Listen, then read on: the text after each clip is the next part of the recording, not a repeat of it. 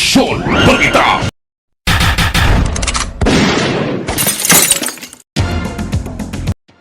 Bayo buntag aksyon balita. Sa atong report karong buntaga, Provincial Highway Patrol Group nagpatuman sa road clearing sa Barangay Tampi, lungsod sa Amlan tungod sa bagyong Basyang.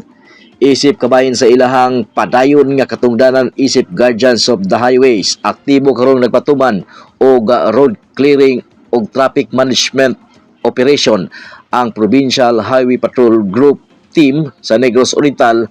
Ubos usab kini sa pagpangulo ni Provincial Head Police Executive Master Sergeant Aurelio Bulo. Gipatuman ang mga operasyon human mastranded ang pipila ka mga cargo trucks nga napugos sa parking daplin sa National Highway tungod usab sa suspensyon sa biyahis kadagatan nga gipahibalo usab kini tungod sa bagyong Basyang.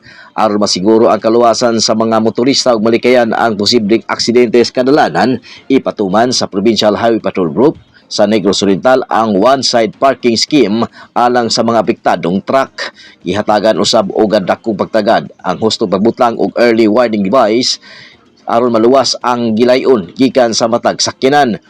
Tumong niini nga makita usab sa mga nagpadulong o mga biyahedor nga mga motorista nga adunay mga nagparking nga truck, ilabi na ko'y kulang ang visibility tungod sa kusog nga ulan ug hangin.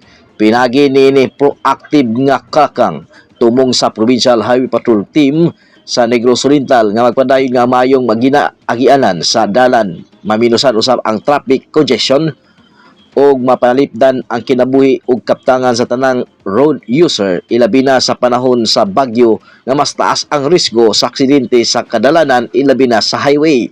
Padayon usab nga gihangyo sa Provincial Highway Patrol Group Team sa Negros Oriental nga ang mga truck driver ug operator nga mabutuman ug makigtambayayong sa mga traffic directives ug safety protocols. Ipasiguro usab sa Provincial Highway Patrol Group nga naka-port alert ang ilang team ug magpadayon ang pagpatuman sa mga lakang alang sa kaluwasan sa trapiko aron magpabilin nga luwas ug magian ang National Highway sulod sa pag-agi sa bagyong Basyang.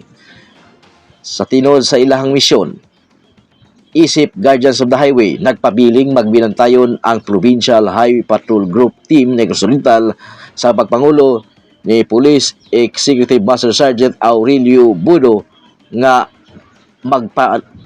nalipod sa katawhan nga magbiyahe ulan man o init, kalma man ang bagyo o panahon. Apan ang Provincial Highway Patrol Group nagpadayon gini sa pag-concern sa mga motorista sa lalawigan sa Negros Oriental.